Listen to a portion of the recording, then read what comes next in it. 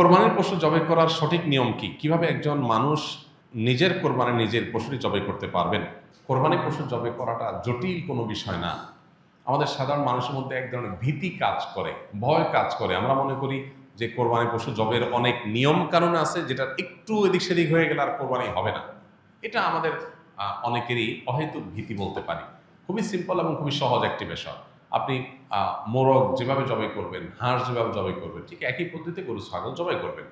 এক্ষেত্রে আপনার দেখার বিষয় হলো বিসমিল্লাহ বলে জবাই করছেন কিনা। এটা প্রথমত বিসমিল্লাহ বলছেন কিনা। বিসমিল্লাহ আল্লাহু আকবার বললেন জবাই শুরুতে, এটা প্রথম আপনার হালাল হওয়ার জন্য শর্ত।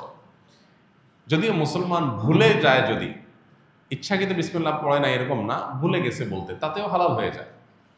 তো বিসমিল্লাহ আল্লাহু আকবার বলে মুখে আপনি জবাই করবেন, এটাই জবাইয়ের পদ্ধতি। এবং সেই সাথে ভালো করে শুইয়ে পশুকে যাতে কষ্ট কম দিয়ে জবাই করা যায় সেজন্য ধারালো ছুরি নিয়ে আপনি পশুর কণ্ঠনালী গলায় আপনি ছুরি চালনা করবেন। এখানে ছুরি চালনা করার পর দেখতে হবে যে বড় যে নালীটা, খাদ্য নালী যেটা দিয়ে খাবার নামে, ওইটা কাটা গেছে কিনা। শ্বাসনালী মাঝারো সাইজের যেটা আছে সেটা কাটা গেছে কিনা। আর তার দুই পাশে দুইটা আপনার ছোট ছোট রগের মতো আছে, সেগুলো কাটা গেছে কিনা। বাস এইটুকু আপনি দেখলেন, ভালো করে পোজ দিলেন যাতে করে এগুলো কেটে যায়, এটা চোখে দেখা যাবে। তাহলে সেক্ষেত্রে আপনার জবে হয়ে গেছে, কোরবানি হয়ে গেছে। এরপর আপনি এই পশু জবের সময় বিসমিল্লাহ আল্লাহু আকবার বলার পাশাপাশি আরেকটা দোয়া পড়তে পারলে ভালো, না পড়লেও কোরবানি হয়ে যাবে, জবে হয়ে যাবে। সেটা হলো আল্লাহুম্মা তাকাব্বালহু মিন্নি, আল্লাহ এই পশুকে আমার তরফ থেকে কবুল করেন, এবং আমার পাশাপাশি শরীক থাকলে আল্লাহ অমুক অমুক সহ সবাই পক্ষ থেকে, বা নাম না নিতে পারলে আল্লাহ এই পশু যারা যারা কোরবানিতে শরীক আছে সবার পক্ষ থেকে আপনি কবুল করেন, যেমন কবুল করেছেন মুহাম্মদ সাল্লাল্লাহু আলাইহি সাল্লাম থেকে ইব্রাহিম ইসলাম থেকে। বাস শেষ। এটা আপনি বললেন, বিসমিল্লাহ আকবার বলে ছুরি চালনা করলেন, রগগুলো কাটা গেল কিনা আপনি দেখলেন, কণ্ঠনালী শ্বাসনালী কাটা গেছে কিনা, দ্যাটস এনাফ, আপনার কোরবানি হয়ে গেছে। তাহলে এটা জটিল কোনো বিষয় না। কোরবানি সবসময় ভাগে না দিয়ে একা দিতে পারলে উত্তম, ভাগে না দিয়ে একাকে দিতে পারলে ভালো। গরুতে আপনি ভাগে কোরবানি দিলেন, সেটার চাইতে ছাগলে আপনি একাকি কোরবানি দিতে পারলে বেশি ভালো। কারণ সাধারণত এক ভাগ গরুতে কোরবানিতে যে টাকা যায়, সাধারণত জেনারেলি একটা ছাগলে অলমোস্ট সে পরিমাণ বা তার চেয়ে কোনো কোনো ক্ষেত্রে 1-2 হাজার আরও বেশি যায়। তাহলে আপনার অর্থ খরচ তো অলমোস্ট সমান বা বেশি হচ্ছে। এদিকে একাধিক ব্যক্তি একই পশুতে কোরবানি দিলে সেখানে ঠিকমতো বন্টন হলো কিনা, কারোর মনে কোনো দুঃখ থাকলো কিনা, কোনো কম বেশ হলো কিনা, নানাবিধ বিষয় থাকে। আপনি একাকি কোরবানি দিলে, ভাগে কোরবানি না দিলে এই সমস্ত ঝামেলার ঊর্ধ্বে আপনি উঠে গেলেন।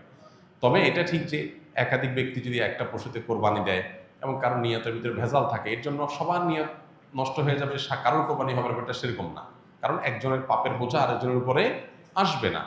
তারপরও সতর্কতামূলক উপায় হলো নিজের হালাল টাকা দিয়ে নিজের মতো করে কোরবানি দিতে পারা। শরীকে কোরবানি দিলে সেটা সম্পূর্ণ জায়েজ। একটা গরু, একটা ওঁট, এই দুই ধরনের পশুতে আপনার সর্বোচ্চ 7টি ভাগ হতে পারে। আর এর বাইরে কোনো ভগ্নাংশ চলবে না, অর্থাৎ এক ভাগ দুজন মিলে নেওয়া চলবে না। যে কোনো এক ব্যক্তি বা একটা পরিবারের তরফ থেকে একটা ভাগ হবে, এভাবে সর্বোচ্চ 7 ভাগ। সেক্ষেত্রে যত ভাগ কম হবে সব তত বেশি হবে। কারণ হলো একটা গরুর দাম যদি 70,000 টাকা হয়, 7 ভাগ হলে 10,000 করে পড়বে। আর যদি সেই গরুটাকেই আপনি 2 ভাগে করেন তাহলে 35,000 করে পড়বে, তাহলে টাকা বেশি খরচ হবে। ইন্না আইজামাল জাযাই মা আইজামিল বালা, যার যত বেশি কোনো ভালো কাজ করতে গিয়ে যত বেশি কষ্ট হবে, শ্রম হবে, মেধা খরচ হবে, অর্থ ব্যয় হবে, সবের পরিমাণ তত বেশি হবে। সো ভাগের পরিমাণ যত কম হবে, সবের পরিমাণ তত বেশি হবে। পাশাপাশি গোশত বন্টনের পদ্ধতি হলো যে কয় ভাগ হবে সেই কয় ভাগে কোরবানির গোশত বন্টন করতে হবে সমান হারে। এবং এক্ষেত্রে ভাগে কোরবানি দিতে গিয়ে, গোশত বন্টন করতে গিয়ে যদি কেউ তসরুফ করেন তো সেটা হারাম হবে, গুনাহের কারণ হবে এবং নাজায়েজ কাজ হবে। কয়েক ভাগে কোরবানি দেওয়ার পর যদি ওজন না করে অনুমান করে কোরবানি গোশত ভাগ করা হয় তাহলে কোরবানি হালাল হবে কিনা। অনুমান করে ভাগ করলে সেটা জায়েজ হবে যখন শেয়ার হোল্ডার যারা আছেন, যাদের ভাগ আছে, তাদের কারোর মনে যদি কোনো দুঃখ না থাকে, তারা নিজেরা যদি সম্মত হন। ধরা যাক যে 2 ভাই মিলে কোরবানি দিয়েছেন, তারা চিন্তা করতেছেন এত এক্সাক্ট মাপামাপি করা ঝামেলার ব্যাপার, অনুমান করে আমরা ভাগ করে ফেলি, আমাদের কোনো দুঃখ নাই, একটু কম হোক বেশি হোক আমরা ভাই ভাই, কোনো অসুবিধা নেই। এটা যদি মন থেকে তারা সম্মত হন এবং আন্দাজ করে ভাগ করে নেন তাহলে ঠিক আছে, এটা জায়েজ আছে। কিন্তু একাধিক শেয়ার যখন থাকে তখন আসলে অনেকে হয়তো মুখে বলতে পারে হ্যাঁ অসুবিধা নেই, মনে তার দুঃখ থাকতে পারে। এই জন্য সেফ এবং নিরাপদ হলো যথাযথভাবে সেটা পাল্লায় ওজন করে হোক আর কোনো গামলায় মেপে হোক সমান সমান করে দেওয়া, এটা হলো সবচাইতে সেফ। যদি শেয়ার যারা আছেন তাদের কারণে দুঃখ নাই এটা নিশ্চিত, তাহলে সেক্ষেত্রে আন্দাজ করে করলে অসুবিধা নেই।